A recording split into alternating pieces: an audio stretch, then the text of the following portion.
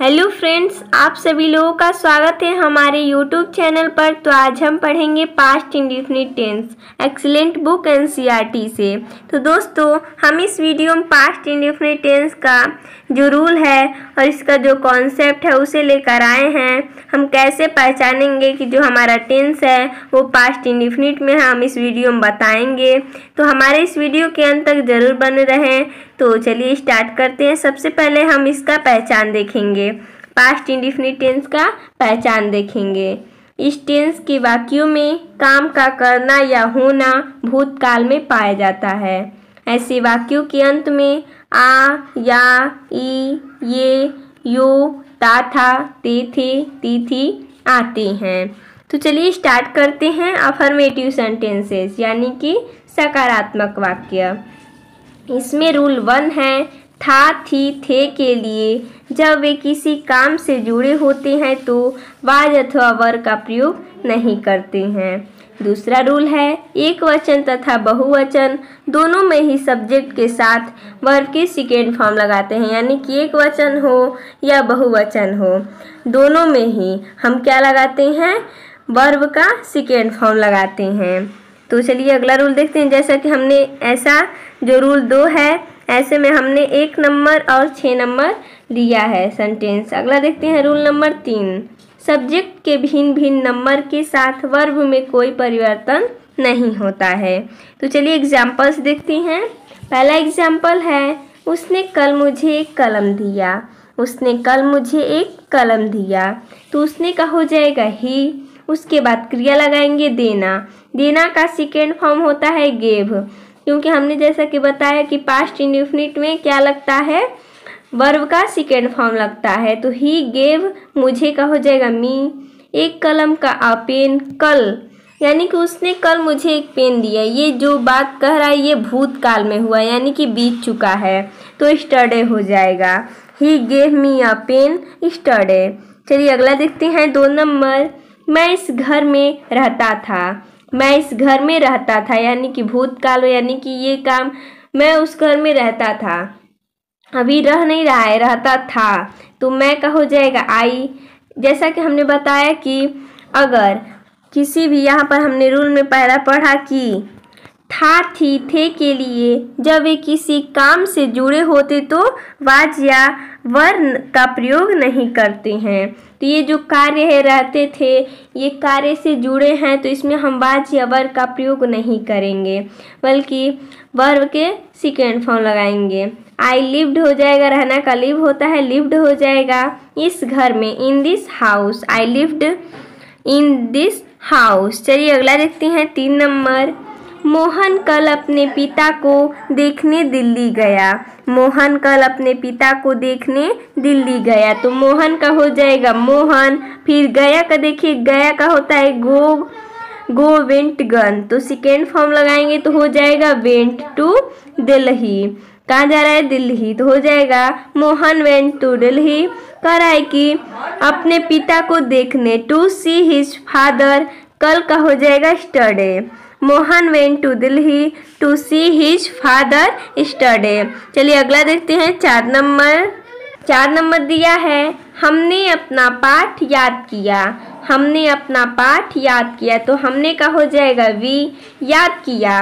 याद करना का होता है लर्न, लेकिन इसका हम जब सेकेंड फॉर्म लगाएंगे तो हो जाएगा लर्न। तो उसके बाद अपना पाठ का, हमने का अपना के लिए हम आवर लगाएंगे, पाठ का हो जाएगा lesson. We learned our lesson. चलिए अगला देखते हैं 5 नंबर, उसने अपने पिता को एक पत्र लिखा। उसने अपने पिता को एक पत्र लिखा। देखिए दोस्तों, यहाँ पर हमने सी लगाया है, क्योंकि हमें नहीं पता है कि ये लड़का है कि लड़की है, तो हम यहाँ पर लड़की मानकर लगाएं। तो उसने का हो जाएगा सी। लिखना का होता है राइट, लेकिन सेकेंड फॉर्म लगेगा तो हो जाएगा रोट, एक पत्र, अ लेटर, किसको, तो अपने पिता को, टू हर फादर। यहाँ पर हर लगाएंगे क्योंकि हमने यहाँ पर लड़की मानकर लगाया है। सी लगाया है तो सी के लिए अपना का हो जाएगा हर। She wrote a letter to her father. चलिए अगला देखते हैं 6 नंबर। 6 नंबर है, बढ़ई ने एक कुर्सी बनाई। बढ़ई ने एक कुर्सी बनाई। तो हो जाएगा द कारपेंटर। बनाना का मेक होता है, लेकिन सेकेंड फॉर्म लगाएंगे तो हो जाएगा मेड। क्या बना रहा है, तो एक कुर्सी, a chair. The carpenter made a chair. देखिए दोस्तों, सकारात्मक वाक्य में यानी कि अफर्मेटिव सेंटेंस में इतना ही हमने एग्जाम्पल लिया था। तो आप लोगों को उम्मीद करते हैं कि आप लोगों को जो सकारात्मक वाक्य का रूल था वो आप लोगों को समझ में आएगा। तो चलिए हम क्या देखते हैं, निगेटिव सेंटेंस देखते हैं। निगेटिव सेंटेंस यानी नकारात्मक वाक्य। अब हम इसका रूल देखते हैं। आप लोगों को सकारात्मक वाक्य का रूल समझ में आया होगा। तो चलिए अब नकारात्मक वाक्य देखते हैं, यानी कि negative sentences.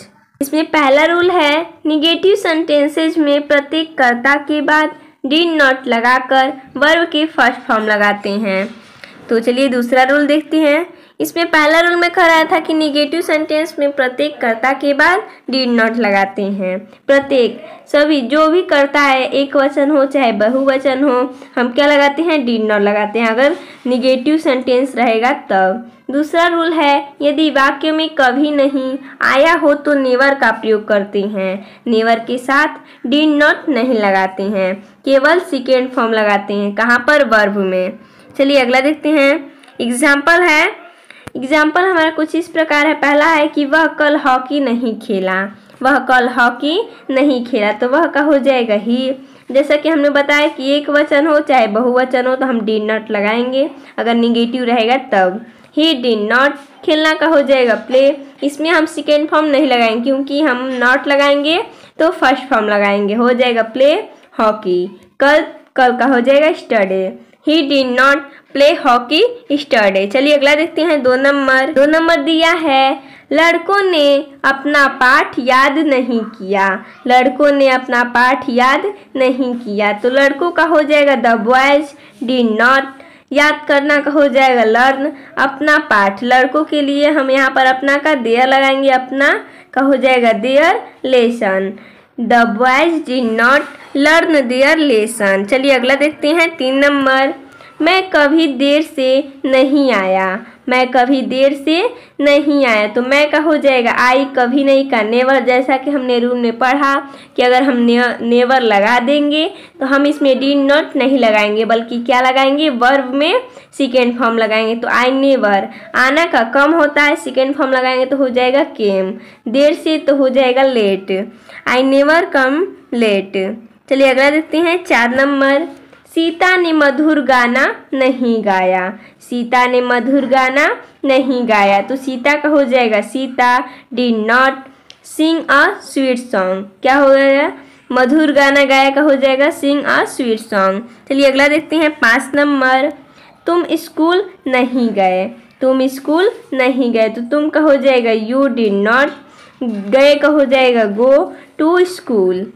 You did not go to school. देखिए दोस्तों, हमने इसमें निगेटिव सेंटेंसेस का जो एग्जाम्पल हमने लिया था उसका भी रिवीजन कर लिए। तो चलिए एक बार हम इंट्रोगेटिव सेंटेंस का रूल देखते हैं। इंट्रोगेटिव सेंटेंस यानी प्रश्नवाचक वाक्य। इसका पहला रूल क्या कह रहा है इसमें, और पहला रूल कह रहा है कि अगर वाक्य में क्या लगा हो, यानी कि अगर वाक्य में आरंभ में क्या लगा हो तो डिड क्या लगाते हैं। अगर वाक्य में आरंभ में क्या, यानी कि कोई भी टेंस अगर क्या से प्रारंभ होता है या कोई भी प्रश्नवाचक वाक्य से प्रारंभ होता है तो सबसे पहले हम डिड का प्रयोग करते हैं। उसके बाद सब्जेक्ट यानी कि कर्ता लगाते हैं। उसके बाद वर्ब का फर्स्ट फॉर्म लगाते हैं। अगर रूल में क्या कहना चाहता है कि अगर प्रश्नवाचक वाक्य अगर आगे आ जाता है, यानी कि क्या, कब, कैसे, ये जो प्रश्नवाचक वाक्य है यानी कि जो प्रश्नवाचक शब्द है ये अगर आगे आता है तो हम सबसे पहले क्या लगाते हैं, डिड। कर्ता से पहले डिड लगाते हैं, उसके बाद कर्ता लगाते हैं, उसके बाद वर्ब का फर्स्ट फॉर्म लगाते हैं, जैसा कि हमने 1, 2, 3 उदाहरण लिया है। चलिए अगला देखते हैं। अगला रोल दिया है 2 नंबर। अगर वाक्य के बीच में कब, क्यों, क्या, कहाँ आदि प्रश्नवाचक शब्द हो तो सबसे पहले इनकी अंग्रेजी, फिर डिड, फिर कर्ता और फिर वर्ब का फर्स्ट फॉर्म लगाते हैं।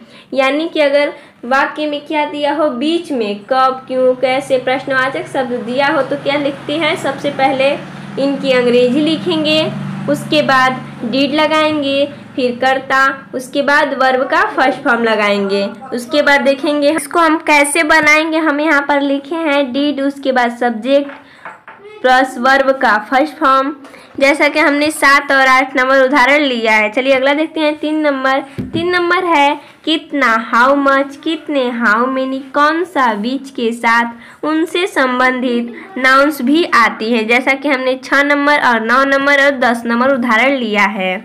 चलिए अगला देखते हैं 4 नंबर है रूल, अगर वाक्य में कोई प्रश्नवाचक शब्द हूँ ही कर्ता का कार्य कर रहा हो तो पहले उसकी अंग्रेजी फिर सेकेंड फॉर्म लगाते हैं, किसमें, वर्ब में। यानी कि अगर कर्ता का कार्य प्रश्नवाचक शब्द हूँ कर रहा हो तो सबसे पहले इसकी अंग्रेजी लिखते हैं, उसके बाद वर्ब का सेकेंड फॉर्म लगाते हैं, जैसा कि हमने उदाहरण नंबर 11 लिया है। चलिए अगला देखते हैं 5 नंबर रूल है इंट्रोगेटिव निगेटिव वाक्य इंट्रोगेटिव सेंटेंसेज की तरह बनाती हैं, केवल कर्ता के बाद नॉट और लगा देती हैं। यानी कि इंट्रोगेटिव निगेटिव जो है वो हम इंट्रोगेटिव सेंटेंसेज की तरह ही बनाते हैं, सिर्फ क्या करते हैं, कर्ता के बाद नॉट लगा देते हैं, जैसा कि हमने यहाँ पर लिखा है कैसे बनाएंगे।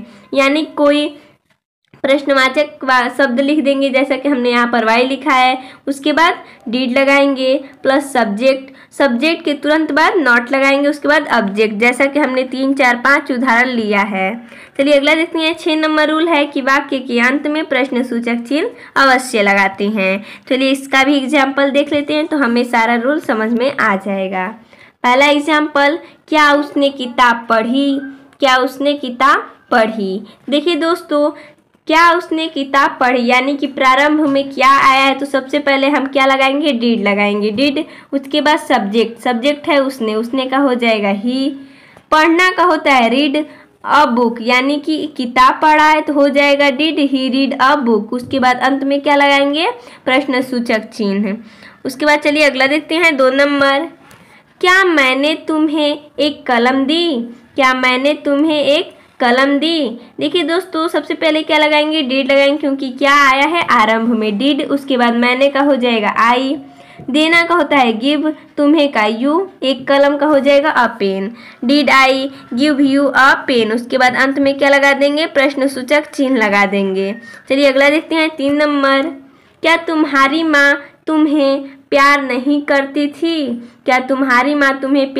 करती थी, तो इसका हो जाएगा डिड, तुम्हारी माँ का योर मदर। उसके बाद जैसा कि हमने पढ़ा कि इंट्रोगेटिव निगेटिव कैसे बनाते हैं, सबसे पहले क्या लिखते हैं, सबसे पहले डिड लिखेंगे, अगर क्या रहेगा शुरू में यानी कि आरंभ में क्या रहेगा तो सबसे पहले डिड लगाएंगे, उसके बाद सब्जेक्ट, तुम्हारी माँ है तो योर मदर, उसके बाद सब्जेक्ट के तुरंत बाद क्या लगाएंगे, नॉट, योर मदर नॉट, कह दे कि प्यार करती हैं किसे, तुम्हें, तो हो जाएगा लव यू, उसके बाद अंत में प्रश्नसूचक चिन्ह लगा देंगे, did your mother not love you. चलो अगला देखते हैं 4 नंबर, अगला दिया है 4 नंबर, क्या वह यहाँ नहीं आती थी। देखिए दोस्तों, ये जो हमारा टेंस है यानी कि इसमें भी क्या आया है, आरंभ में क्या आया है और इसमें नहीं भी आया है, यानी कि निगेटिव इंट्रोगेटिव है। सबसे पहले तो हम डीड लगाएंगे क्योंकि आरंभ में क्या है, उसके बाद सब्जेक्ट, वह यहाँ नहीं आती थी, कोई स्त्री है तो सी का प्रयोग करेंगे, कर्ता के तुरंत बाद क्या लगाएंगे, नॉट लगाएंगे, तो हो जाएगा नहीं का नॉट, आना का कम, यहाँ का हेयर, उसके बाद अंत में प्रश्नसूचक चिन्ह लगा देंगे, did she not come here. चलिए अगला देखते हैं 6 नंबर, तुम मेरे साथ क्यों नहीं भागे थे। देखिए दोस्तों, यहाँ पर क्यों बीच में आ गया है तो सबसे पहले तो इसकी अंग्रेजी लिखेंगे वाई, उसके बाद सहायक क्रिया लगाएंगे यानी कि डिड, तुम का हो जाएगा यू, यानी कि सबसे पहले हम क्यों का मीनिंग लिखेंगे, उसके बाद डिड, सब्जेक्ट लगाएंगे यू के तुरंत बाद हम क्या लगाते हैं, अगर नहीं दिया होता है तो सब्जेक्ट के बाद हम नॉट लगाते हैं, तो नहीं का हो जाएगा नॉट, भागना का हो जाएगा रन, मेरे साथ विथ मी, अंत में प्रश्नसूचक चिन्ह, why did you not run with me. चलिए अगला देखते हैं 6 नंबर, 6 नंबर है तुमने किसकी किताब कक्षा में पढ़ी। तो तुमने किसकी किताब, तो सबसे पहले तो हम किसकी किताब लगाएंगे। देखिए दोस्तों, किसकी का हम जैसा पढ़े कि किसकी कितने ऐसा आता है तो सबसे पहले इसकी अंग्रेजी लिखते हैं, उसके साथ जो नाउन यानी कि जो किताब है ये हमारा नाउन है, उसके साथ जो नाउन होता है उसके साथ लिखा जाता है यानी कि हुज बुक लिखा जाएगा, हुज बुक डिड। उसके बाद तुमने का हो जाएगा यू, पढ़ना का रीड, कक्षा में यानी कि इन द क्लासरूम तो हो जाएगा whose book did you read in the classroom. उसके बाद अंत में प्रश्नसूचक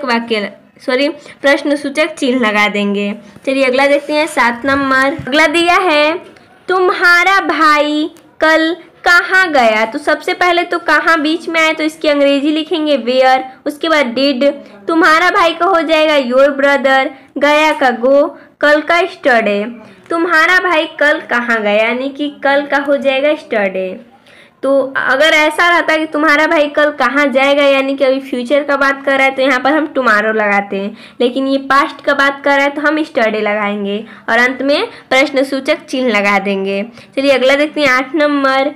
मोहन कब लौटकर आया। मोहन कब लौटकर आया तो कब का हो जाएगा वेन, डिड, उसके बाद सब्जेक्ट लगाएंगे मोहन, लौटकर आना का होता है रिटर्न, उसके बाद अंत में प्रश्नसूचक चिन्ह लगा देंगे वेन डिड मोहन रिटर्न। चलिए अगला देखते हैं 9 नंबर। कितने लड़के कक्षा में नहीं आए तो कितने लड़के का हो जाएगा हाउ मेनी बॉयज, डिड, उसके बाद नहीं का नॉट हो जाएगा, आना का कम टू द क्लास, उसके बाद अंत में प्रश्नसूचक चिन्ह लगा देंगे how many boys did not come to the class. चलिए अगला देखते हैं 10 नंबर। उस बच्चे ने कितना दूध पिया तो हो जाएगा हाउ मच मिल्क। देखिए दोस्तों दूध को हम नहीं गिन सकते हैं इसलिए हम हाउ मच का प्रयोग करते हैं, हाउ मच मिल्क डिड। उस बच्चे का हो जाएगा डैट बेबी, उसके बाद दूध पिया, पिया का होता है ड्रिंक, उसके बाद अंत में प्रश्नसूचक चिन्ह लगा देंगे how much milk did that baby drink.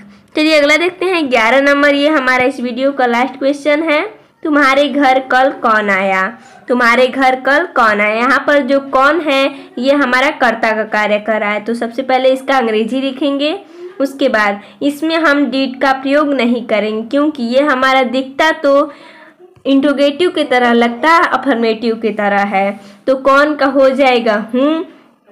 अगर ये अफर्मेटिव है तो पास्ट इंडेफिनिट के अफर्मेटिव में हम क्या लगाते हैं वर्ब का सेकेंड फॉर्म लगाते हैं तो हो जाएगा हूँ केम टू, तुम्हारे घर का हो जाएगा योर हाउस, कल का स्टडे, उसके बाद अंत में प्रश्नसूचक चिन्ह लगा देंगे who came to your house स्टडे।